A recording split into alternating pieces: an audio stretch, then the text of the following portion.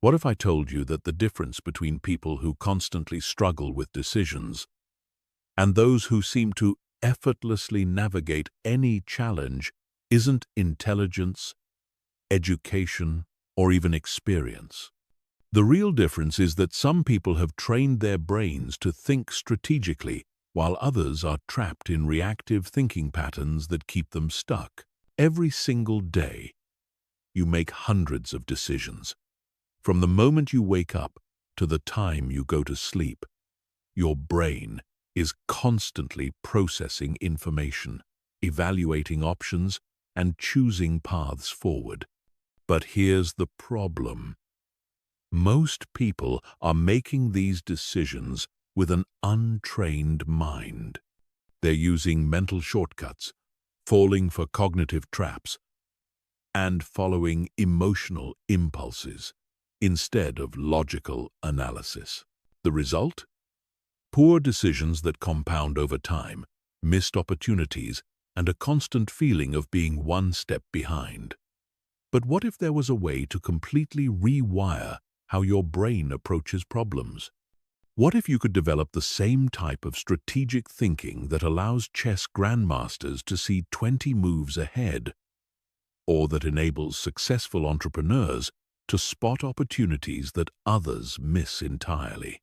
That's exactly what we're going to explore today. You're about to discover the hidden science behind strategic thinking. Learn how to identify and eliminate the mental biases that cloud your judgment and master the cognitive tools that will allow you to outsmart virtually any situation you encounter. This isn't about becoming more intelligent in the traditional sense. This is about becoming more strategic, more analytical, and more effective in how you process information and make decisions. By the end of this journey, you'll have a completely different relationship with problems and challenges.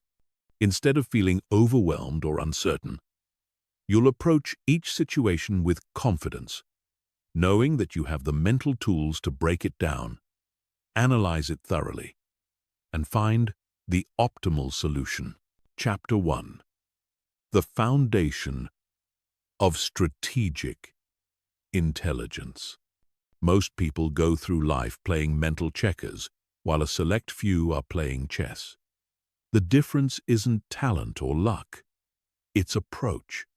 Strategic intelligence is the ability to see patterns where others see chaos, to anticipate outcomes before they manifest, and to position yourself advantageously in any situation. But here's what most people misunderstand about strategic thinking. It's not about being naturally smart or having some innate gift for analysis. Strategic intelligence is a trained skill, and like any skill, it can be developed through understanding the right principles and practicing the correct techniques. The foundation of strategic intelligence rests on 4 core pillars. The first pillar is systems thinking. This means understanding that everything is connected to everything else. When most people look at a problem, they see an isolated event. Strategic thinkers see an entire ecosystem of causes, effects, and interconnected relationships. For example, when a business starts losing customers, most people might blame the sales team or the product quality. A strategic thinker would examine the entire system, market conditions, competitor actions, internal processes, customer feedback loops, employee morale, supply chain issues, and even broader economic trends. They understand that the visible problem is usually just a symptom of deeper systemic issues.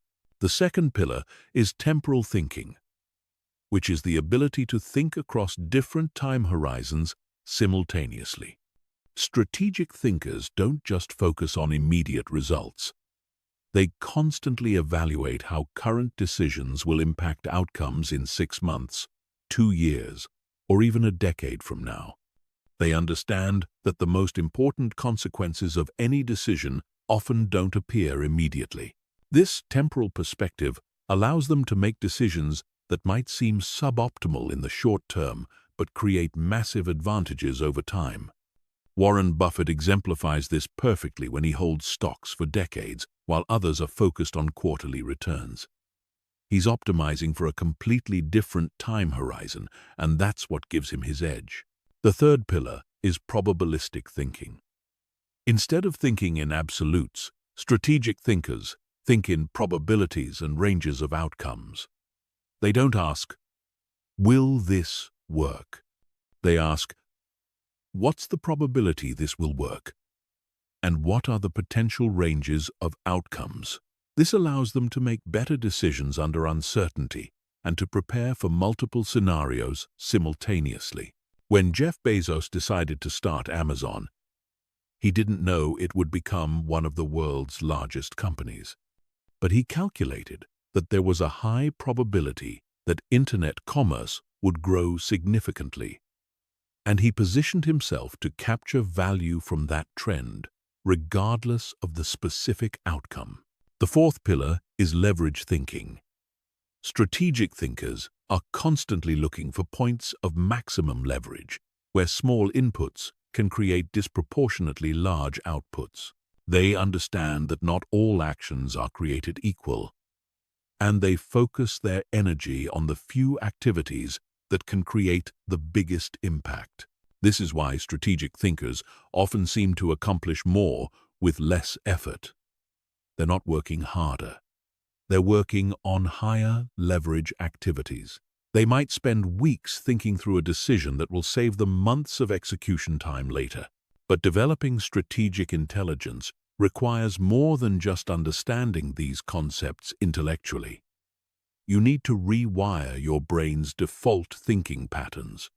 Most people's brains are optimized for survival in immediate, physical environments. We're programmed to react quickly to threats, to conserve energy, and to stick with familiar patterns. These evolved mental shortcuts served our ancestors well when they were avoiding predators on the savannah, but they're poorly suited for navigating complex modern challenges. Strategic intelligence requires us to override these default patterns and train our brains to think more deliberately and systematically. The process begins with developing metacognitive awareness, which means becoming conscious of how you think. Most people are completely unconscious of their thought processes. They have thoughts, but they don't observe themselves thinking. Strategic thinkers develop the ability to step outside their own mental processes and observe them objectively. This allows them to catch themselves when they're falling into mental traps, to recognize when their emotions are clouding their judgment, and to deliberately choose more effective thinking strategies. It's like developing an internal observer who can monitor and guide your thought processes in real time. The next step is building cognitive flexibility. This is the ability to shift between different thinking modes depending on what the situation requires. Sometimes you need to think analytically and break down complex problems into component parts. Other times, you need to think synthetically and see how disparate elements connect into larger patterns. Strategic thinkers develop a toolkit of different thinking approaches and become skilled at selecting the right tool for each situation. They might use systematic analysis for technical problems, creative brainstorming for innovation challenges, and game-theoretic thinking for competitive situations. Finally, strategic intelligence requires developing what psychologists call intellectual humility. This is the recognition that your initial understanding of any situation is likely incomplete or incorrect, and that effective thinking requires constantly updating your beliefs based on new evidence. Most people suffer from overconfidence bias. They believe their first impression is accurate and look for evidence to confirm their initial judgment. Strategic thinkers assume their first impression is probably wrong and actively look for evidence that contradicts their initial assessment. This intellectual humility is what allows strategic thinkers to adapt and improve continuously. They're not attached to being right. They're attached to finding better solutions. They view changing their mind as a sign of intellectual strength, not weakness. When you combine systems thinking, temporal thinking, probabilistic thinking, and leverage thinking with metacognitive awareness, cognitive flexibility, and intellectual humility, you create a foundation for strategic intelligence that can be applied to virtually any domain of life. Chapter 2. Breaking Free from Mental Autopilot. Your brain is designed to be lazy. That might sound harsh, but it's actually a feature, not a bug. The human brain consumes about 20% of your body's total energy, despite being only 2% of your body weight. To conserve this precious energy, your brain has evolved to automate as many processes as possible, creating mental shortcuts and habitual patterns that require minimal conscious effort. These mental shortcuts, called heuristics, are incredibly useful for routine tasks. You don't want to consciously analyze every step of walking, driving a familiar route, or brushing your teeth. But the same energy-saving mechanisms that make routine tasks effortless also trap you in autopilot thinking when you encounter complex challenges that require careful analysis. Mental autopilot manifests in several destructive ways. The first is pattern matching without context analysis. When you encounter a new situation, your brain immediately searches for familiar patterns and tries to apply previously successful solutions. This works well when the new situation truly matches previous experiences, but it fails catastrophically when surface similarities mask fundamental differences. For example, many business leaders who succeeded in stable markets fail when conditions become volatile because they keep applying strategies that worked in the past without recognizing that the underlying dynamics have changed. They're pattern matching without updating for new contexts. The second manifestation is emotional hijacking. When you encounter stress, uncertainty, or conflict, primitive parts of your brain designed for physical survival take over from the more sophisticated regions responsible for strategic thinking. Your nervous system floods with stress hormones that impair working memory, reduce cognitive flexibility, and narrow your attention to immediate threats. This is why people often make their worst decisions when the stakes are highest. The pressure of important decisions triggers the exact mental state that's least conducive to good decision-making. Breaking free from autopilot requires learning to recognize these emotional hijacking episodes and developing techniques to restore clear thinking. The third manifestation is cognitive conservatism, which is the tendency to stick with familiar approaches even when they're no longer optimal. Your brain treats new approaches as risky because they require energy and attention, while familiar approaches feel safe because they've been successful before. This bias toward the familiar keeps people trapped in suboptimal patterns long after better alternatives become available.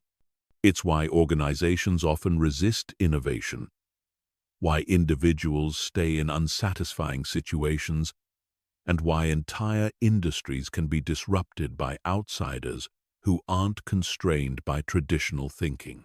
Breaking free from mental autopilot requires developing what neuroscientists call cognitive control. This is your ability to consciously direct your attention, override automatic responses, and choose more deliberate thinking strategies. Think of it as developing a mental override system that can take control when your default patterns aren't serving you. The first step in developing cognitive control is creating trigger recognition systems. These are mental alerts that help you recognize when you're operating on autopilot and need to shift into more deliberate thinking. Some common triggers include feeling stuck on a problem, experiencing strong emotional reactions, noticing that you're applying familiar solutions without analysis, or realizing that you're avoiding difficult decisions. When you notice these triggers, the next step is implementing what psychologists call cognitive debiasing techniques. These are specific mental exercises designed to counteract your brain's automatic shortcuts and restore clear thinking. One powerful technique is the outside view method.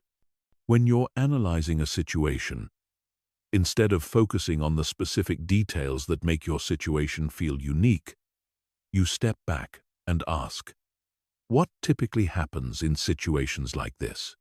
This forces you to consider base rates and statistical patterns rather than getting lost in the details that make your situation feel special. Another essential technique is prospective hindsight, also known as the pre-mortem. Instead of trying to predict what will go right, you imagine that your plan has failed spectacularly and work backward to identify what could have caused the failure. This technique is remarkably effective at revealing blind spots and potential problems that normal planning processes miss. A third critical technique is consider the opposite. Whenever you form a strong opinion or reach a confident conclusion, you deliberately generate arguments for the opposite position. This isn't about becoming indecisive or losing confidence in your judgment. It's about stress testing your thinking and ensuring that your conclusions can withstand scrutiny. But perhaps the most important cognitive debiasing technique is developing what researchers call intellectual empathy. This is the ability to genuinely understand perspectives that differ from your own, not just superficially, but at a deep level, where you can see how reasonable people might reach different conclusions. Intellectual empathy requires you to suppress your natural tendency to judge other perspectives as wrong or inferior, and instead work to understand the logic and evidence that supports different viewpoints. This doesn't mean becoming relativistic or believing that all opinions are equally valid. It means becoming more sophisticated in your analysis by understanding the full landscape of reasonable positions. Developing cognitive control also requires building better emotional regulation skills. Since emotional hijacking is one of the primary ways that autopilot thinking takes over, learning to manage your emotional state is crucial for maintaining clear thinking under pressure. One of the most effective emotional regulation techniques is cognitive reappraisal, which involves changing how you interpret challenging situations. Instead of viewing obstacles as threats to be avoided, you can reframe them as puzzles to be solved or opportunities to develop new capabilities. This reframing isn't about positive thinking or denying reality. It's about choosing interpretations that promote clear thinking rather than emotional reactivity. When you view a challenge as a threat, your brain activates fight-or-flight responses that impair analytical thinking. When you view the same challenge as an interesting problem, your brain activates curiosity and exploration systems that enhance cognitive performance. Another powerful emotional regulation technique is temporal distancing. When you're experiencing strong emotions about a situation, you ask yourself how you'll feel about this situation in 10 years, or how someone from a different culture or time period might view it. This perspective shift helps reduce emotional intensity and restore analytical thinking. The goal isn't to eliminate emotions from decision-making entirely. Emotions provide valuable information about your values, preferences, and intuitive assessments. The goal is to prevent emotions from overwhelming your analytical capabilities so that you can integrate emotional and rational information effectively. Breaking free from mental autopilot is an ongoing process, not a one-time achievement. Your brain will always have a tendency to revert to automatic patterns, especially under stress or time pressure. The key is developing the awareness to recognize when you're operating on autopilot and the tools to shift into more deliberate thinking when the situation requires it. Chapter 3. Recognizing and defeating cognitive biases. Your brain lies to you constantly, and it does so in predictable ways. These lies aren't intentional deceptions. They're systematic errors in thinking called cognitive biases. Understanding these biases is crucial because they don't just affect other people's thinking, they affect your thinking too. And they're often strongest precisely when you think you're being most rational. Cognitive biases exist because your brain is trying to solve an impossible problem, making sense of an infinitely complex world with limited time, attention, and processing power. To handle this challenge, your brain has developed shortcuts that work reasonably well in many situations, but fail systematically in others. The first major category of cognitive biases involves how you process information. Confirmation bias is perhaps the most dangerous of these. Once you form an initial opinion about something, your brain automatically filters new information to support that opinion, while ignoring or dismissing contradictory evidence. This happens even when you're consciously trying to be objective. Your brain literally doesn't see information that contradicts your existing beliefs, or it interprets ambiguous information in ways that support your preconceptions. This is why intelligent, well-educated people can hold completely contradictory views about the same facts.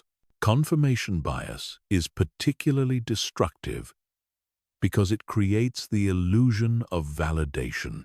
The more you research a topic, the more evidence you find for your initial position, which makes you increasingly confident that you're right. You don't realize that you're only seeing evidence that supports your view because your brain is filtering out everything else. Closely related to confirmation bias is the availability heuristic, which causes you to judge the probability of events based on how easily you can remember examples. If you can quickly recall instances of something happening, your brain assumes it happens frequently. If you can't easily remember examples, your brain assumes it's rare. This leads to systematic distortions in risk assessment. People overestimate the danger of dramatic but rare events like plane crashes or terrorist attacks because these events are highly memorable and frequently reported in media. Meanwhile, they underestimate the risk of common but mundane dangers like heart disease or car accidents because these don't create vivid, memorable impressions. The availability heuristic also affects how you evaluate your own performance and potential. If you can easily remember your failures, you'll underestimate your abilities. If you can easily remember your successes, you'll overestimate them. Your self-assessment becomes a function of memory accessibility rather than actual performance patterns. Another critical information processing bias is anchoring, which occurs when the first piece of information you encounter about a topic disproportionately influences all subsequent judgments. Even when you know that initial information is irrelevant or unreliable, it still affects your thinking. Anchoring explains why negotiation tactics like making extreme initial offers are so effective, why first impressions are so powerful, and why it's so difficult to update your opinions even when you encounter compelling contradictory evidence. Your brain treats the first information as a reference point and then makes adjustments from there. But these adjustments are typically insufficient. The second major category of cognitive biases involves how you make predictions and assess probabilities. The planning fallacy causes you to systematically underestimate how long projects will take and overestimate how likely you are to achieve optimistic outcomes. This happens even when you have extensive experience with similar projects that took longer than expected. The planning fallacy occurs because when you're making predictions about your own projects, you focus on the specific plan you've developed and imagine everything going according to that plan. You don't adequately consider the reference class of similar projects and their actual outcomes, nor do you sufficiently account for unexpected complications and delays. This bias affects everything from personal goal setting to major business and government projects. It's why software development projects routinely exceed their timelines, why construction projects go over budget, and why people consistently fail to achieve their personal improvement goals on the timelines they set.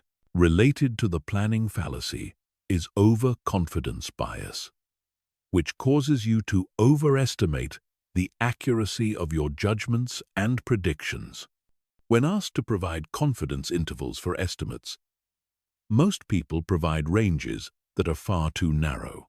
Events that they think have a 5% chance of occurring actually happen about 20 to 30% of the time. Overconfidence bias is particularly dangerous for complex decisions because it prevents you from adequately preparing for scenarios where your primary plan doesn't work. If you're overconfident about your predictions, you won't invest enough effort in contingency planning or risk management. The third major category involves social and motivational biases. Self-serving bias causes you to interpret information in ways that support your self-image and interests. When good things happen to you, you attribute them to your skill and effort. When bad things happen, you attribute them to external factors beyond your control.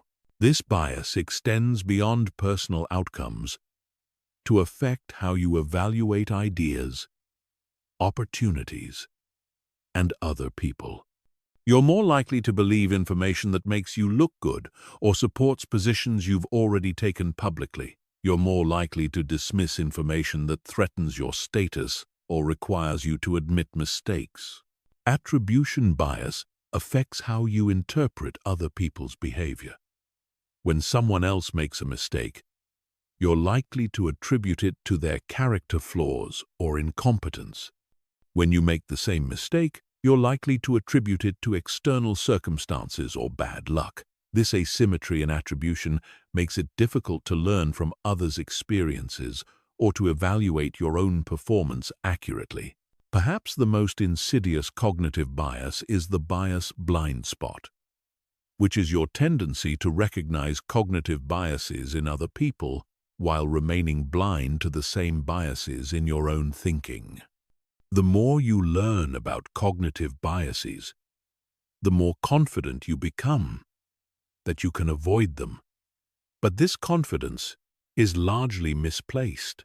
Studies consistently show that even people with extensive training in cognitive biases continue to fall victim to them in their own decision-making. Knowledge of biases provides some protection, but it's not sufficient.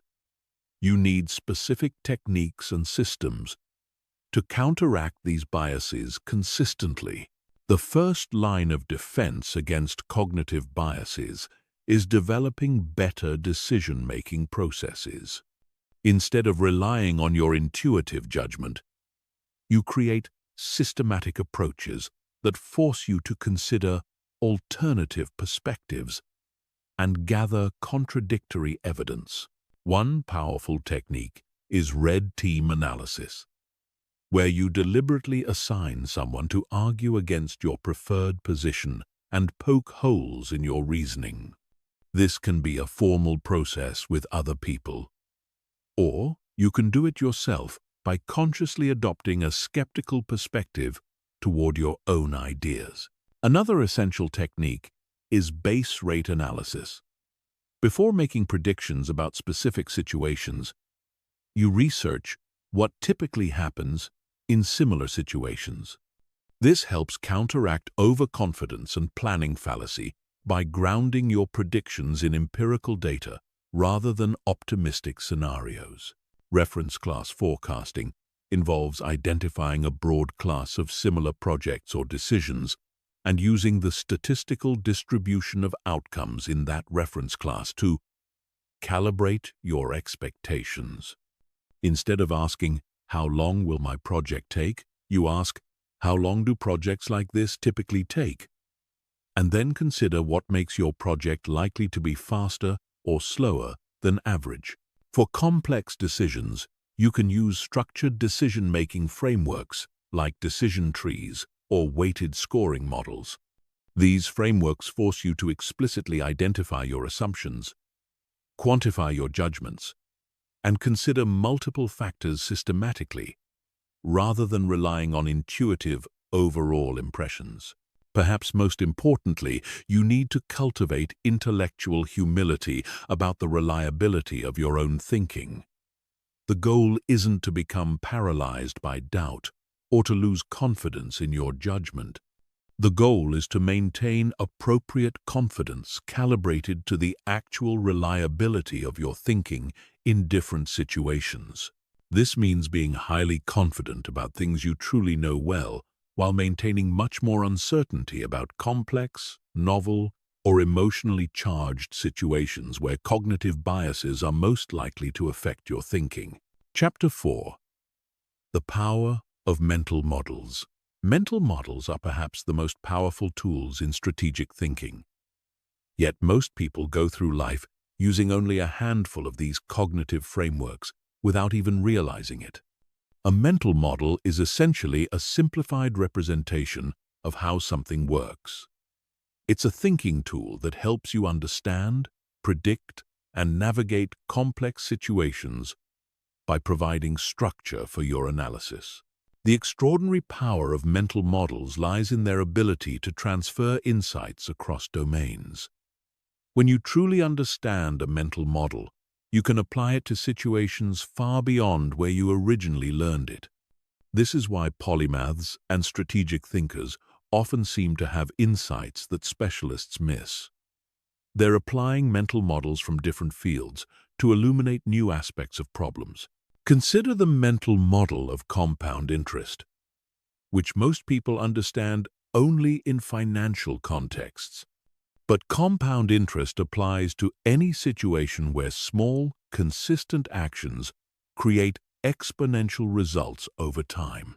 Learning compounds when you build knowledge on previous knowledge. Relationships compound when trust builds on previous positive interactions. Skills compound when new capabilities build on existing foundations. Understanding compound interest as a general mental model helps you recognize these patterns across all areas of life and make better decisions about where to invest your time and attention. You start looking for opportunities to create compound effects rather than just linear improvements. The first category of essential mental models involves understanding systems and feedback loops. The most fundamental of these is the concept of feedback loops themselves. A feedback loop occurs when the outputs of a system are routed back as inputs, creating a loop of cause and effect. Positive feedback loops amplify changes, creating exponential growth or decline. When a company's success allows it to attract better talent, which leads to better products, which leads to more success, that's a positive feedback loop. When a person's lack of confidence leads to poor performance, which leads to more self-doubt, which leads to worse performance, that's also a positive feedback loop, but in a destructive direction. Negative feedback loops create stability by counteracting changes. When you feel cold, you shiver to generate heat, which warms you up, which reduces the shivering. When a market price gets too high, demand decreases, which causes the price to fall back down. Understanding feedback loops helps you identify why some problems persist despite your efforts to solve them, why some strategies create unexpectedly dramatic results, and how to design interventions that work with natural system dynamics rather than against them. Another crucial systems model is the concept of leverage points. These are places within a system where small changes can produce big impacts. Most people focus on changing parameters within systems, trying to work harder or do more of what they're already doing. But higher leverage comes from changing the structure of systems, the goals of systems, or the paradigms that create systems. For example, if you're trying to improve your health, you could focus on the parameter level by exercising more or eating better. But higher leverage might come from changing your environment to make healthy choices easier, or changing your identity to see yourself as someone who naturally makes healthy choices. The second category involves mental models for decision-making under uncertainty. Probabilistic thinking is the foundation of this category. Instead of thinking in terms of certainties, you think in terms of probability distributions and expected values. This doesn't mean you need to assign precise numerical probabilities to everything. It means developing intuitive appreciation for concepts like uncertainty, variance, and expected outcomes. When you're considering a job opportunity, instead of asking, "Is this a good opportunity?" you ask, "What's the range of possible outcomes? What's the probability of each outcome? And what's the expected value, considering both upside potential and downside risk?" Expected value thinking helps you make better decisions when outcomes are uncertain. You multiply the probability of each possible outcome by its value and sum these products. An opportunity with a 90% chance of modest success might be less attractive than an opportunity with a 30% chance of extraordinary success, depending on the specific payoffs involved.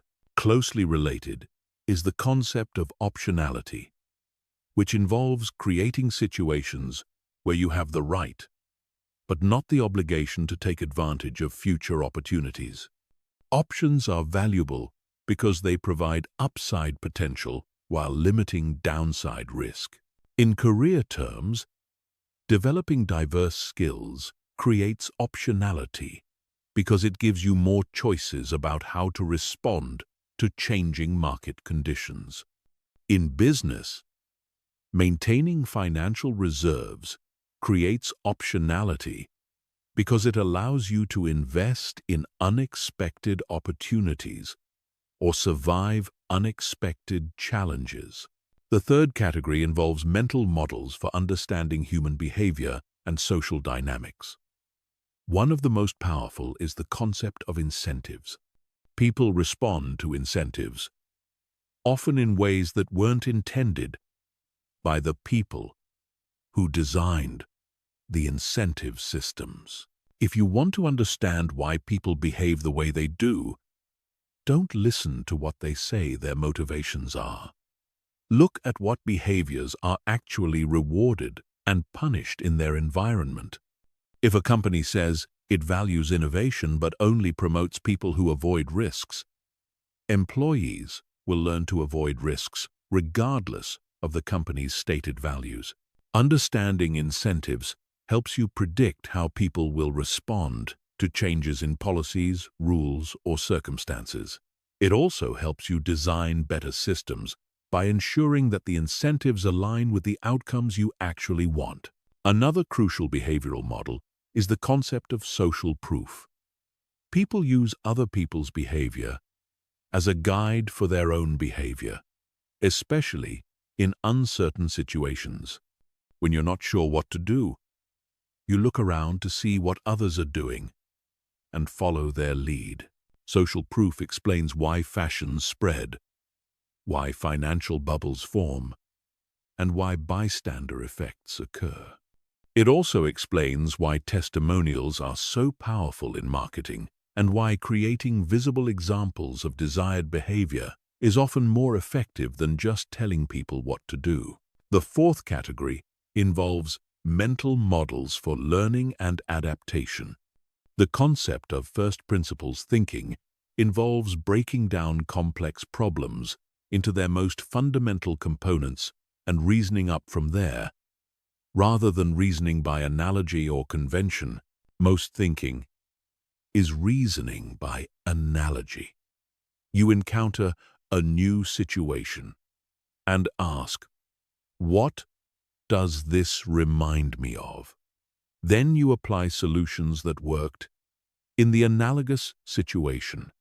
This works well when the analogy is accurate, but it fails when surface similarities mask fundamental differences.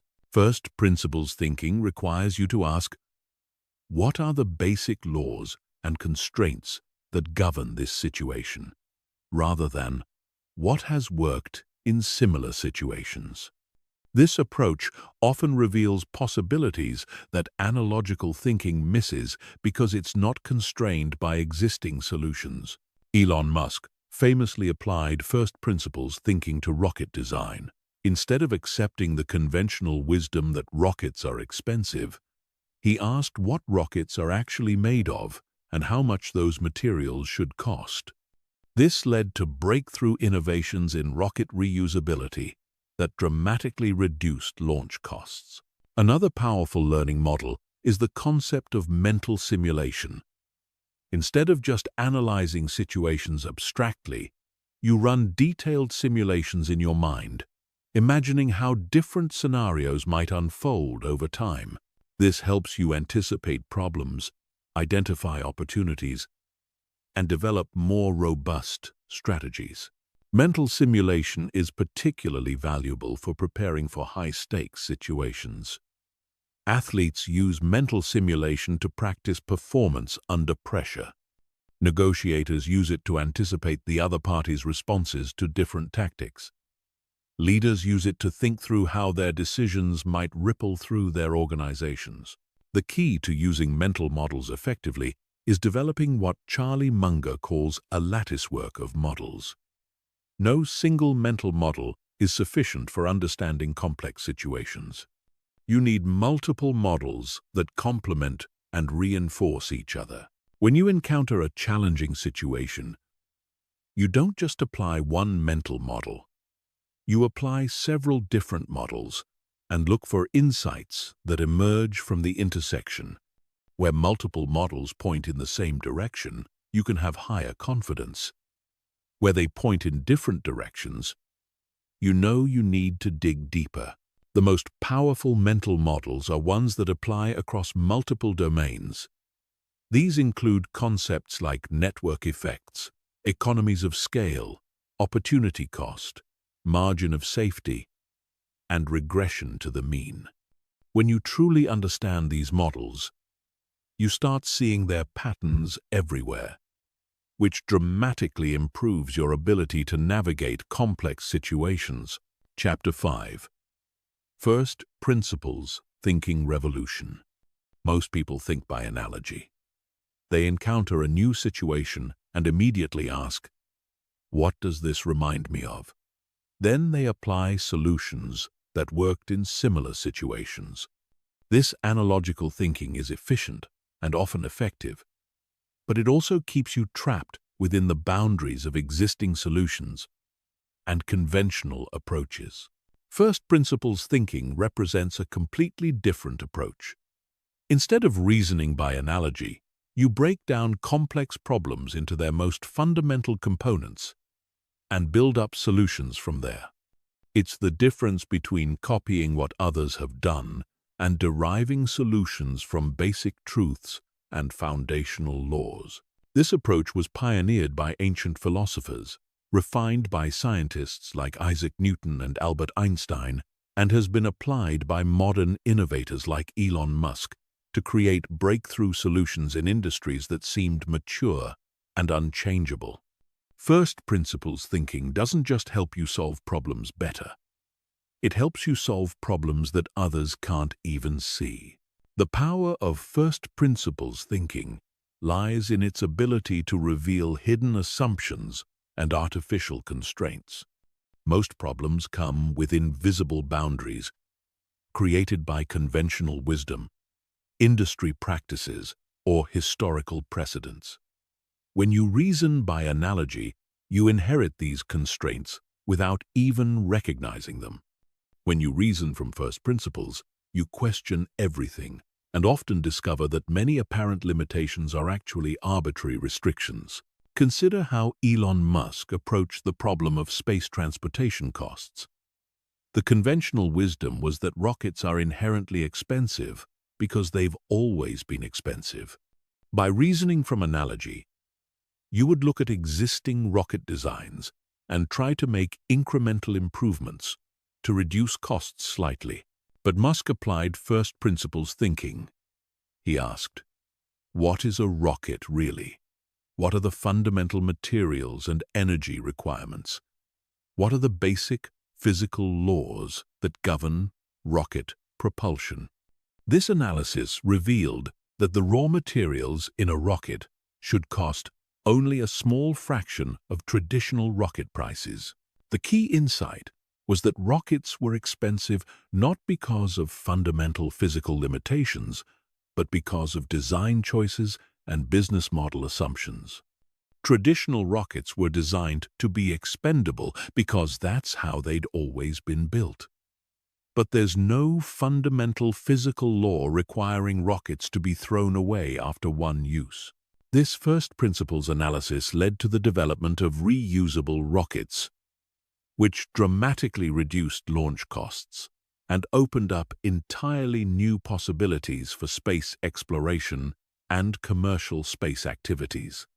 The breakthrough wasn't technical. It was conceptual. It came from questioning assumptions that everyone else took for granted. The first step in first principles thinking is identifying and questioning your assumptions. Most problems come preloaded with assumptions about what's possible, what's required, and what approaches might work. These assumptions are often so deeply embedded that you don't even recognize them as assumptions. They just seem like facts about the nature of the problem. To surface these hidden assumptions, you need to constantly ask, why? And what if this weren't true? For every constraint or requirement in your problem, ask whether it's a fundamental law of nature or an arbitrary human convention. Most constraints turn out to be conventions. For example, if you're trying to improve education, you might assume that learning requires students to sit in classrooms, listen to lectures, and take tests. But these are conventions, not fundamental requirements for learning. When you question these assumptions, you open up possibilities for completely different educational approaches. The second step is breaking down complex problems into their fundamental components. This requires identifying the basic elements, relationships, and principles that actually govern the situation, rather than focusing on surface features or traditional categories. This decomposition process often reveals that problems which seem completely different are actually variations of the same underlying challenge, or that problems which seem similar are actually fundamentally different in ways that require completely different approaches.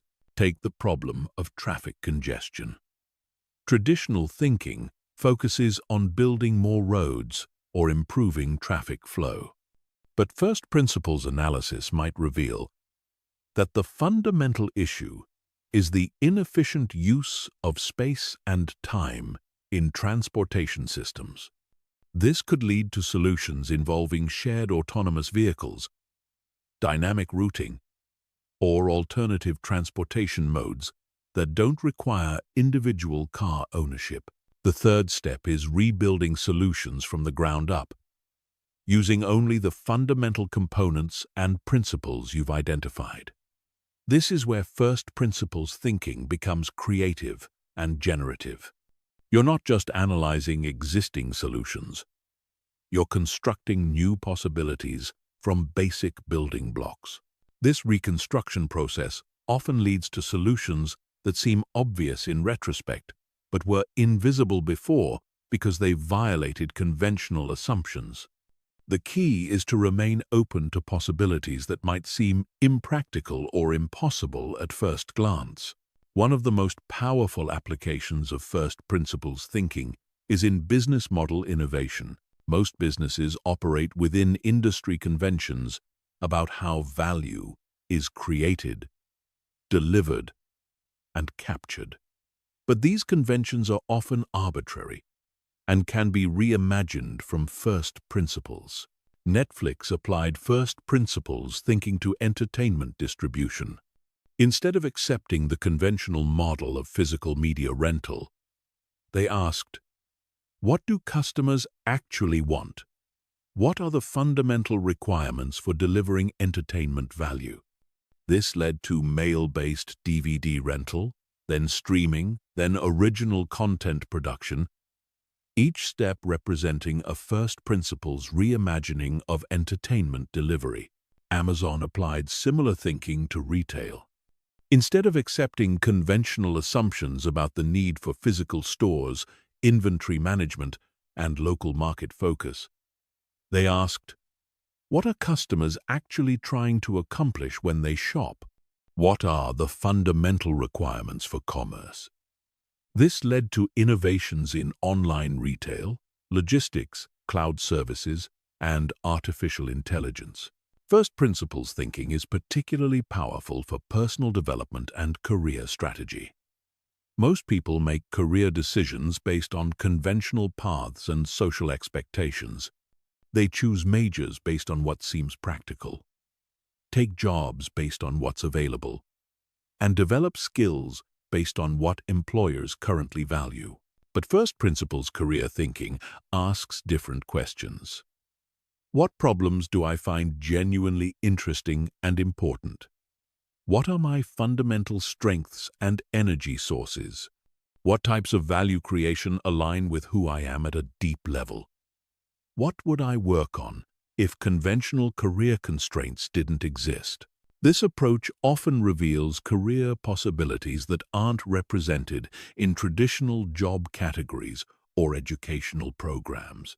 It might lead you to create entirely new roles, combine skills from different fields in novel ways, or build businesses around problems that others haven't recognized yet.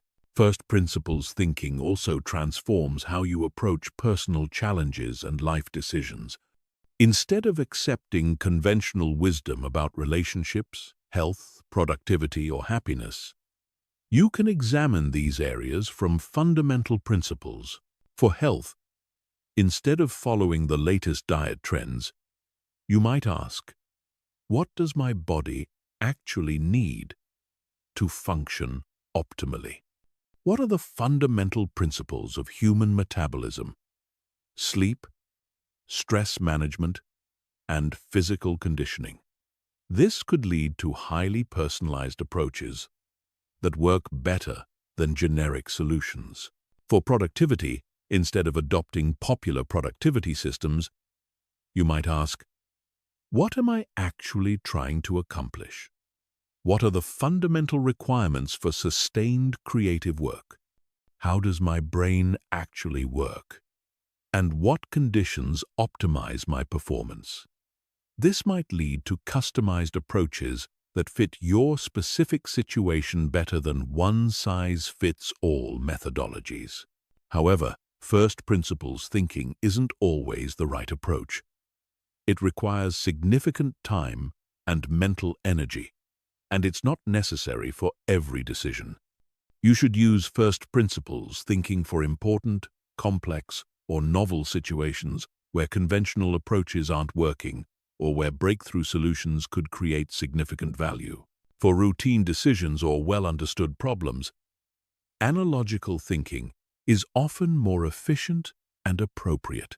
The key is knowing when to apply which approach and having the cognitive flexibility to shift between different thinking modes as situations require. First principles thinking also requires intellectual courage. When you question fundamental assumptions and propose solutions that violate conventional wisdom, you'll often face skepticism and resistance. People are comfortable with familiar approaches, even when they're not working well. This resistance isn't just external, it's internal too. Your own brain will resist first principles thinking because it requires more effort and creates more uncertainty than analogical thinking. You'll need to develop tolerance for ambiguity and confidence in your ability to reason through complex problems from scratch. The ultimate goal of first principles thinking isn't to reject all conventional wisdom or to reinvent everything from scratch. It's to develop the ability to distinguish between fundamental truths and arbitrary conventions, so you can leverage what actually works while remaining free to innovate where innovation is needed. When you master first principles thinking, you develop what could be called conceptual independence. You're no longer limited by other people's assumptions about what's possible or necessary. You can see problems clearly and construct solutions that fit the actual requirements of situations rather than the inherited assumptions about how things should be done. This conceptual independence is one of the most valuable capabilities you can develop in a rapidly changing world where many conventional approaches are becoming obsolete and new challenges require fresh thinking approaches. Chapter 6. Mastering Decision Making Under Pressure. The quality of your life is determined by the quality of your decisions. But most people make their worst decisions precisely when the stakes are highest. When pressure mounts, deadlines loom, or conflicts arise. The cognitive systems responsible for strategic thinking get hijacked by primitive survival mechanisms designed for physical threats, not complex modern challenges. Understanding how pressure affects your brain is the first step in maintaining decision-making quality under stress. When you perceive a threat or urgent deadline, your nervous system releases stress hormones like cortisol and adrenaline. These chemicals narrow your attention, impair working memory, and shift your brain into reactive mode rather than reflective mode. This stress response was adaptive when our ancestors faced immediate physical dangers, but it's counterproductive for modern challenges that require careful analysis and creative problem-solving. The same physiological state that helps you run from a predator will sabotage your ability to navigate a complex negotiation or make a strategic business decision. The first technique for maintaining decision quality under pressure is stress inoculation. This involves deliberately practicing decision-making in high-pressure situations, so your brain learns to maintain cognitive function despite stress. Military units, emergency responders, and elite athletes all use variations of stress inoculation training. You can apply this principle by creating artificial pressure when practicing important skills. If you need to give presentations under pressure, practice your presentations while doing physical exercise or under time constraints. If you need to make financial decisions under stress, practice with simulated scenarios that include emotional pressure and time limits. The key is gradually increasing the pressure in controlled environments, so your brain develops the neural pathways needed to maintain cognitive function under stress. This isn't about becoming immune to stress. It's about training your brain to access analytical thinking, even when your nervous system is activated. Another crucial technique is implementing decision-making protocols. These are predetermined frameworks that guide your thinking process when your natural cognitive abilities are compromised by pressure. Having a systematic approach reduces the cognitive load of deciding how to think about a problem, allowing you to focus your limited mental resources on the actual analysis. One powerful protocol is the OODA loop, developed by military strategist John Boyd. OODA stands for Observe, Orient, Decide, and Act. Under pressure, you systematically observe the situation.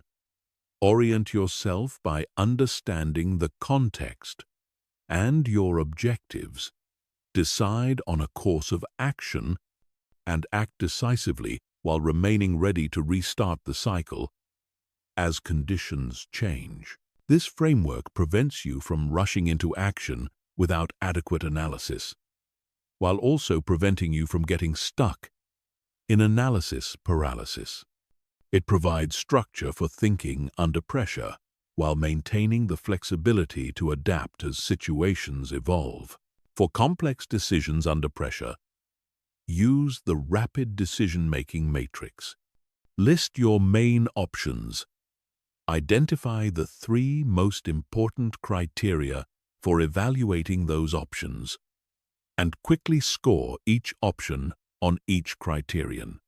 This forces you to be explicit about your priorities and provides a structured way to compare alternatives even when you don't have time for exhaustive analysis. The matrix prevents you from being overwhelmed by complexity while ensuring that you consider multiple factors rather than making decisions based on the most salient or emotionally compelling single factor. Temporal thinking becomes especially important under pressure.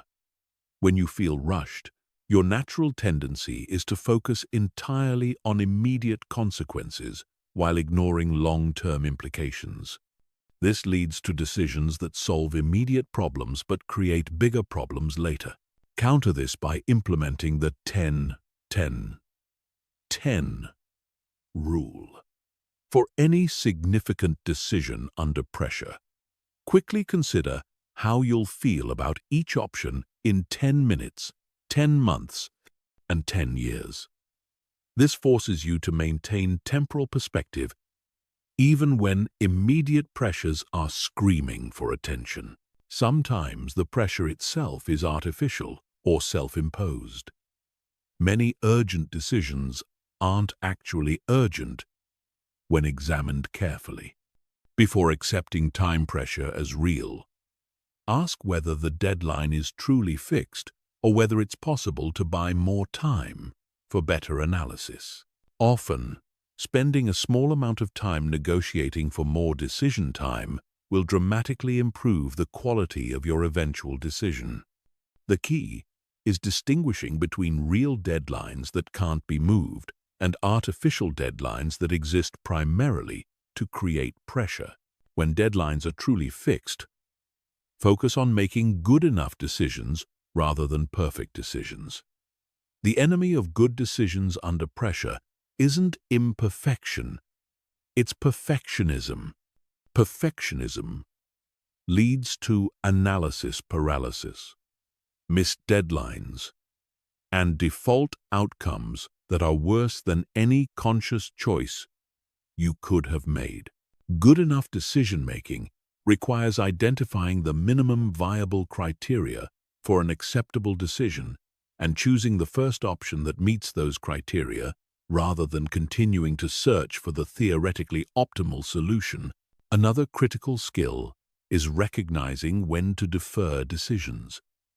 Not every urgent request requires an immediate decision. Sometimes the best response to pressure is to clearly communicate when you'll make the decision and what information you need to make it well. This approach often reveals that many supposedly urgent decisions become irrelevant if you wait, or that better options become available once the artificial urgency subsides. Strategic thinkers understand that declining to make premature decisions is itself a form of decision-making. Chapter 7. Pattern, Recognition, and Strategic Anticipation. The ability to recognize patterns before they become obvious to others is perhaps the most valuable skill in strategic thinking. Expert practitioners in every field, from chess grandmasters to successful investors to skilled diagnosticians, share this capacity to see meaningful patterns in apparent complexity and use those patterns to anticipate future developments. Pattern recognition operates at multiple levels simultaneously. At the surface level, you notice recurring sequences of events, similar configurations of factors, or familiar dynamics playing out in new contexts. At deeper levels, you recognize the underlying structures, incentives, and forces that generate these surface patterns. The most powerful pattern recognition combines both specific domain expertise and general principles that transfer across different areas. When you understand both the particular patterns of your specific field and the universal patterns that appear everywhere, you develop what could be called meta-pattern recognition, the ability to see patterns in how patterns form and evolve. Developing pattern recognition begins with systematic observation and memory cultivation. Most people observe their environment passively, noticing only what directly affects them or what's obviously dramatic. Strategic pattern recognition requires active, structured observation, where you deliberately look for connections, cycles, and recurring themes. Start by identifying the key variables in your domain and tracking how they change over time. If you're interested in business patterns, you might track economic indicators, consumer behavior trends, technology adoption cycles, and competitive dynamics. If you're focused on personal relationships, you might observe communication patterns, conflict cycles, trust-building sequences, and emotional rhythms. The key is moving beyond anecdotal observation to systematic data collection. Keep records of what you observe. Look for recurring themes across different time periods and contexts, and test your pattern hypotheses against subsequent events. Historical analysis provides the foundation for pattern recognition. Current events always feel unique and unprecedented, but most seemingly novel situations are variations of patterns that have played out many times before in different contexts. Studying history helps you recognize these deeper patterns and avoid being misled by surface differences. For business strategy, study how previous companies have responded to technological disruption, economic cycles, and competitive threats. For personal development, study how others have navigated career transitions, relationship challenges, and major life changes. For social and political understanding, study how societies have dealt with similar pressures and conflicts throughout history. The goal isn't to assume that history repeats exactly, but to understand the underlying dynamics that tend to recur in different forms. As Mark Twain supposedly said, "History doesn't repeat, but it often rhymes." Leading indicators are early signals that suggest larger patterns are beginning to unfold. These are changes that occur before the main trend becomes visible to most observers. Identifying reliable leading indicators gives you significant strategic advantages because you can position yourself advantageously before the broader pattern becomes apparent. In economic contexts, leading indicators might include changes in credit conditions, early shifts in consumer sentiment, or emerging technologies that could disrupt existing business models. In organizational contexts, Leading indicators might include changes in key personnel, shifts in resource allocation, or early customer feedback on new initiatives. The challenge with leading indicators is distinguishing meaningful signals from random noise. Not every early change represents the beginning of a larger pattern. Developing reliable pattern recognition requires calibrating your sensitivity to avoid both missing important signals and being distracted by false alarms.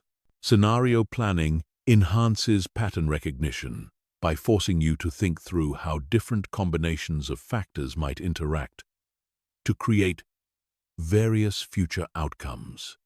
Instead of trying to predict one specific future, you develop multiple plausible scenarios and identify the early warning signs that would suggest each scenario is becoming more likely. This approach helps you recognize patterns as they're emerging rather than only after they're fully established. You become more sensitive to early signals because you've already thought through what those signals might indicate. For each scenario, identify the key variables that would drive that outcome and the early indicators that would suggest those variables are changing in the predicted direction.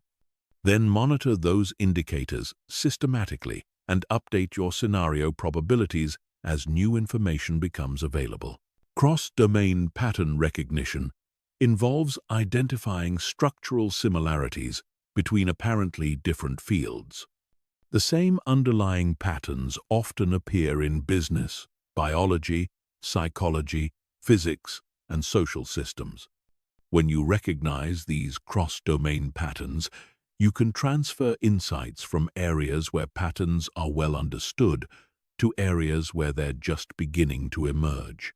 For example, network effects appear in technology platforms, social movements, ecosystem development, and immune system responses. Understanding how network effects work in one domain helps you recognize and anticipate them in other domains. Viral spread patterns appear in infectious diseases, social media content, innovation adoption, and financial contagion. The mathematical models that describe viral spread in epidemiology can provide insights into how ideas, technologies, or market panics might spread through social and economic networks.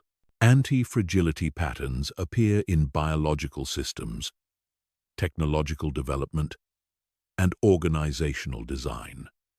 Systems that become stronger under stress, rather than merely surviving it. Recognizing anti-fragile patterns helps you design strategies that benefit from uncertainty and volatility rather than just defending against them. Cycle recognition is particularly valuable for timing decisions and managing resources. Many patterns are cyclical, repeating with relatively predictable rhythms. Economic cycles, fashion cycles, political cycles, and personal energy cycles all follow recognizable patterns that can inform strategic timing. The key insight about cycles is that their emotional and psychological components are often more predictable than their specific technical details. Even when you can't predict exactly when a market cycle will turn, you can often recognize when sentiment has reached unsustainable extremes that typically precede reversals. Pattern degradation is equally important to recognize. Patterns that have been reliable in the past don't necessarily remain reliable forever. Changes in underlying conditions can make previously predictive patterns less useful or even misleading. Technology disruption often works by breaking patterns that seemed permanent. The rise of digital photography eliminated patterns that had governed the film industry for decades. Social media transformed communication patterns that had been stable for generations. Stay alert for signs that your recognized patterns might be losing their predictive power. When established patterns start producing unexpected results, it's often a signal that underlying conditions have changed and new patterns are emerging. Chapter 8. Advanced Problem Decomposition Techniques. Complex problems often feel overwhelming because your brain perceives them as single, massive challenges rather than collections of smaller, manageable components. Advanced problem decomposition transforms seemingly impossible challenges into systematic workflows where each component can be understood, analyzed, and addressed individually. The fundamental insight behind effective decomposition is that complexity is often an illusion created by interconnection rather than inherent difficulty. Most complex problems consist of multiple simple problems that interact with each other. When you try to solve everything simultaneously, the interactions create confusion and paralysis. When you decompose effectively, you can address each component systematically while managing the interactions explicitly. Structural decomposition begins by identifying the core components of your problem and understanding how they relate to each other. This requires moving beyond surface descriptions to understand the underlying architecture of the challenge you're facing. Start by asking, what are the main subsystems or categories within this problem? For a business challenge, these might be market factors, internal capabilities, competitive dynamics, regulatory constraints, and financial requirements. For a personal challenge, these might be skills, gaps, resource limitations, emotional barriers, time constraints, and relationship factors. Once you've identified the main components, map the relationships between them. Which components influence which others? Where are the feedback loops? Which relationships are causal versus correlational? This relationship mapping often reveals that what seemed like one complex problem is actually several simpler problems with well-defined interaction patterns. Functional decomposition focuses on breaking down problems by the different functions or processes involved.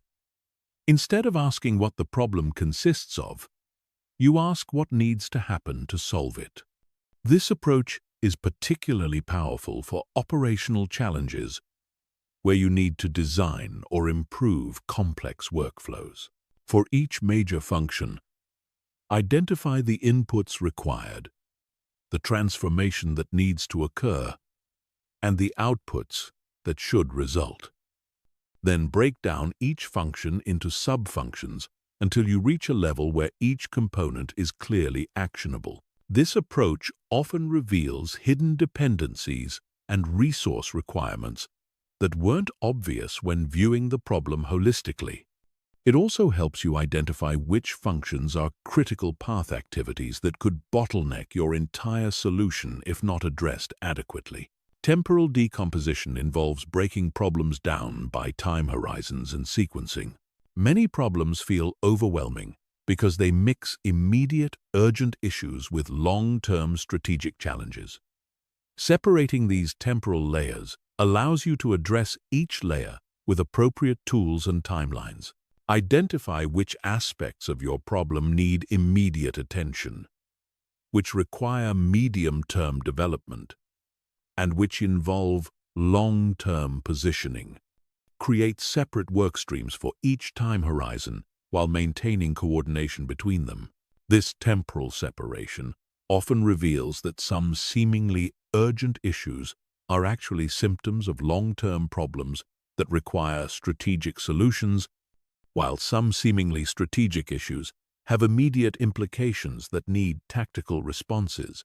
Constraint-based decomposition focuses on identifying and categorizing the different types of limitations you're facing. Constraints often interact in complex ways, making problems seem more difficult than they actually are. When you identify and categorize constraints explicitly, you can often find ways to address them systematically or work around them creatively. Theory of constraints analysis helps you identify which constraint is currently limiting your progress most severely. Once you address the primary constraint, a different constraint typically becomes the limiting factor. This approach prevents you from wasting effort on improvements that won't actually increase your overall performance. Some constraints are immutable facts of nature or law that you must accept and work around. Others are resource limitations that could be addressed with sufficient investment. Still others are self-imposed restrictions based on assumptions that could be questioned or beliefs that could be changed. Stakeholder decomposition involves identifying all the different people or groups who influence or are influenced by your problem. Complex problems often remain unsolved because solution attempts ignore important stakeholders or fail to understand their different perspectives and incentives. Map out all the stakeholders. Understand their interests and concerns. Identify potential conflicts between different stakeholder groups and design solutions that address the legitimate needs of all important parties. This stakeholder analysis often reveals that technical solutions fail not because they don't work, but because they don't account for the human and political dynamics surrounding the problem. Root cause decomposition uses systematic analysis to identify the fundamental drivers behind surface problems. Most visible problems are symptoms of deeper issues. Addressing symptoms provides temporary relief, but doesn't prevent the problem from recurring. The 5 whys technique involves asking why repeatedly to drill down from surface symptoms to root causes. When you encounter a problem, ask why it happened. Then ask why that underlying cause happened. Continue this process until you reach causes that are truly fundamental rather than themselves symptoms of deeper issues. Fishbone diagrams provide a more structured approach to root cause analysis. Draw the problem as the head of a fish, then identify major categories of potential causes as the main bones. For each category, identify specific potential causes as smaller bones. This visual approach helps ensure you consider all potential cause categories rather than focusing only on the most obvious possibilities. Dependency decomposition focuses on understanding how different elements of your problem depend on each other. Some components can be addressed independently, while others require specific sequencing or coordination. Create a dependency map showing which problem components must be completed before others can begin, which can be worked on in parallel, and which have complex interdependencies that require careful coordination. This dependency analysis often reveals that problems which seem to require simultaneous progress on all fronts actually have logical sequences where early progress creates the foundation for later breakthroughs. Value chain decomposition breaks problems down according to the sequence of value-creating activities involved. This approach is particularly useful for business problems, but can be applied to any situation where you're trying to create value or achieve outcomes through a series of connected activities. Map out each step in your value creation process. Identify where value is currently being created or destroyed. Look for bottlenecks or inefficiencies in the chain, and design improvements that optimize the entire system rather than just individual components. Chapter 9. Emotional intelligence in strategic thinking. Strategic thinking isn't purely rational. Emotions provide crucial information about values, priorities, and potential outcomes that purely logical analysis might miss. The key is learning to integrate emotional intelligence with analytical thinking rather than viewing them as opposing forces. Emotional intelligence in strategic contexts involves four main capabilities: emotional awareness, emotional regulation, social awareness, and relationship management. Each of these capabilities enhances your ability to think strategically by providing additional sources of information and influence. Emotional awareness begins with recognizing your own emotional responses to different situations and understanding what those emotions are telling you. Emotions aren't just random internal weather. They're information processing systems that evaluate situations according to your deep values and past experiences. Fear often signals potential threats or risks that your analytical mind might have overlooked. Excitement might indicate opportunities that align with your core motivations. Frustration might reveal conflicts between your current approach and your underlying values or goals. The key is learning to decode these emotional signals rather than either ignoring them or being controlled by them. When you notice strong emotional reactions to strategic decisions, pause and ask what information these emotions might be providing about the situation. Sometimes emotional reactions reveal unstated assumptions or hidden concerns that need to be addressed explicitly. Other times they indicate value conflicts that require conscious resolution. Occasionally, they signal pattern recognition happening below conscious awareness that deserves further analytical investigation. Emotional regulation in strategic contexts doesn't mean suppressing emotions or making purely rational decisions. It means managing your emotional state so that emotions inform your thinking without overwhelming your analytical capabilities. When facing high-stakes decisions, your emotional state affects your cognitive abilities, risk assessment, creativity, and ability to consider multiple perspectives. Learning to regulate your emotional state is therefore a cognitive performance strategy, not just a personal wellness practice. Techniques for emotional regulation include cognitive reappraisal, where you consciously reframe challenging situations in ways that promote more effective emotional responses. Instead of viewing setbacks as failures, you can reframe them as learning opportunities. Instead of viewing competition as threats, you can reframe them as benchmarks for improvement.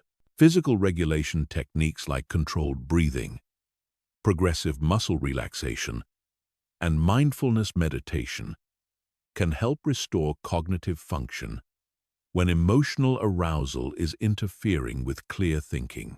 Temporal regulation involves adjusting your time perspective to reduce emotional intensity. When you're feeling overwhelmed by immediate pressures, expanding your time horizon to consider how current challenges fit into longer-term patterns can reduce emotional reactivity and restore strategic perspective. Social awareness involves reading the emotional states and motivations of other people involved in your strategic situation. Other people's emotions provide valuable information about their priorities, concerns, and likely responses to different approaches. This social emotional intelligence helps you predict how others will respond to your strategic initiatives, identify potential sources of resistance or support, and design approaches that work with human psychology rather than against it. Pay attention to incongruence between what people say and how they feel. Words can be controlled consciously, but emotional expressions are harder to fake. When someone's emotional signals contradict their verbal statements, the emotions usually provide more accurate information about their true position. Look for emotional patterns in groups and organizations.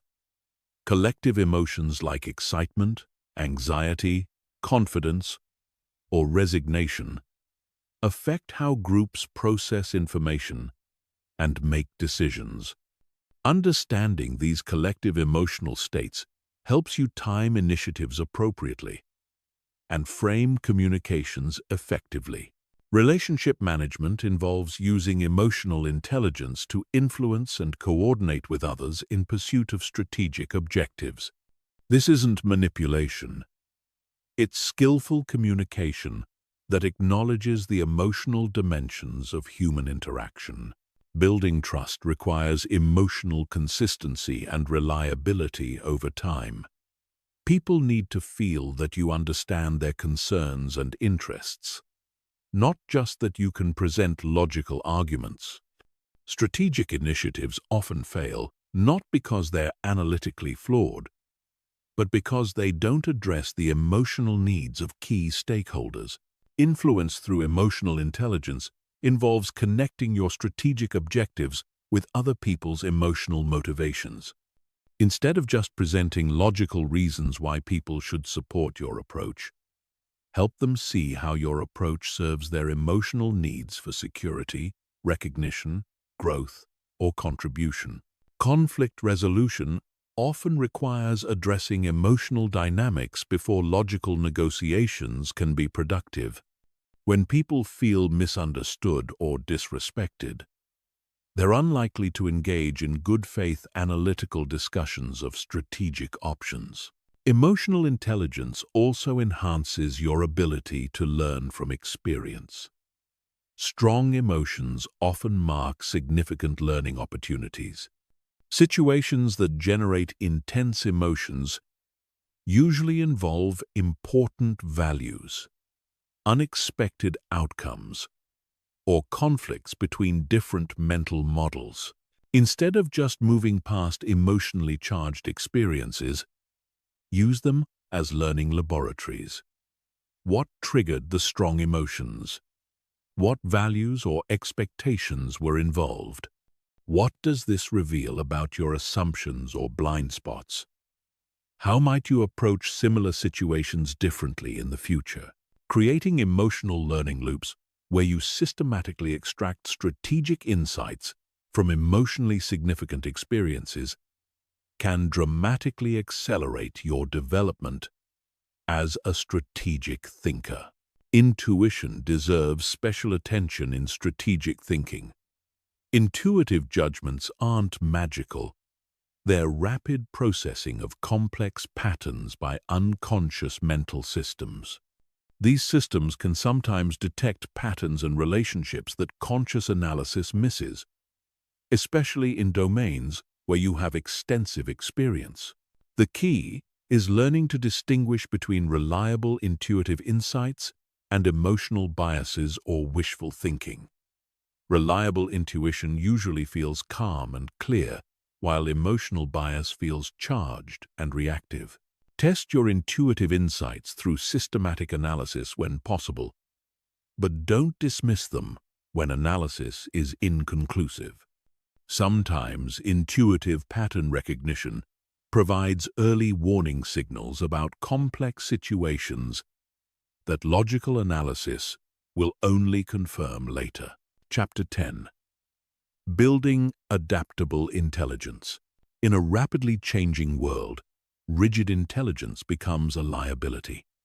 The cognitive frameworks that served you well in stable environments can become obstacles when conditions shift fundamentally. Adaptable intelligence is the ability to update your thinking patterns, abandon ineffective approaches, and develop new capabilities as circumstances require. The foundation of adaptable intelligence is intellectual humility, the recognition that your current understanding is provisional and improvable. This doesn't mean lacking confidence in your judgments. It means holding your beliefs lightly enough that you can update them when better evidence becomes available. Most people suffer from various forms of cognitive rigidity that prevent adaptation. Confirmation bias causes you to seek information that supports your existing beliefs while ignoring contradictory evidence. Sunk cost fallacy causes you to persist with failing approaches because you've already invested effort in them. Status quo bias makes change feel more risky than staying with familiar approaches. Overcoming these rigidities requires developing what psychologists call cognitive flexibility, the ability to switch between different thinking modes and adjust your mental frameworks based on situational demands. Active belief updating is the practice of regularly examining your core assumptions and actively seeking evidence that might contradict them. Most people only update their beliefs when contradictory evidence becomes overwhelming. Adaptable thinkers update continuously based on small signals and weak evidence. This doesn't mean being wishy-washy or constantly changing your mind. It means maintaining appropriate uncertainty calibrated to the strength of your evidence and the stability of the underlying conditions. Implement regular belief audits where you explicitly examine your assumptions about important areas of your life or work. Ask yourself, what evidence originally convinced me of this belief? What evidence would convince me that this belief might be wrong? Have I actively looked for such evidence recently? For beliefs that significantly influence your decisions, actively seek out intelligent people who disagree with you and genuinely try to understand their reasoning. This isn't about being convinced by every contrary argument, but about ensuring that your beliefs can withstand informed scrutiny. Mental model diversification involves developing multiple frameworks for understanding the same phenomena. Just as financial diversification reduces investment risk, cognitive diversification reduces the risk of being blindsided by changes that your primary mental models don't anticipate. Study how different disciplines approach similar problems. Economists, psychologists, biologists, physicists, and historians often have completely different frameworks for understanding complex systems. Each framework highlights different aspects of reality and suggests different intervention strategies. Practice switching between different mental models when analyzing the same situation. How would an economist analyze this challenge? How would a systems theorist approach it? What would a game theorist focus on? This multi-perspective analysis often reveals insights that single framework thinking misses. Scenario-based thinking helps build adaptability by forcing you to consider how your strategies might need to change under different conditions. Instead of planning for one expected future, develop contingency plans for multiple possible futures. For each major strategic decision, identify the key assumptions underlying your approach and consider how your strategy would need to change if those assumptions proved incorrect. This scenario planning doesn't just prepare you for different futures. It also reveals the hidden assumptions in your current thinking. Learning velocity becomes crucial in rapidly changing environments. It's not enough to be able to learn. You need to be able to learn faster than the rate of change in your environment. This requires developing more efficient learning processes and being more selective about what you choose to learn. Focus your learning efforts on meta skills that transfer across domains rather than just domain-specific knowledge. Critical thinking, pattern recognition, communication skills, and learning how to learn are examples of meta skills that remain valuable even when specific technical knowledge becomes obsolete. Develop rapid experimentation capabilities that allow you to test new approaches quickly and cheaply before committing significant resources. This experimental mindset treats your strategies as hypotheses to be tested rather than plans to be executed regardless of feedback. Feedback loop optimization involves designing better systems for detecting when your approaches aren't working and need adjustment. Many people get stuck with ineffective strategies because they don't have reliable mechanisms for detecting failure early. Create leading indicators that signal when your strategies are working or failing before the ultimate outcomes become clear. Identify the key metrics that would change first if your approach were failing, and monitor those metrics systematically.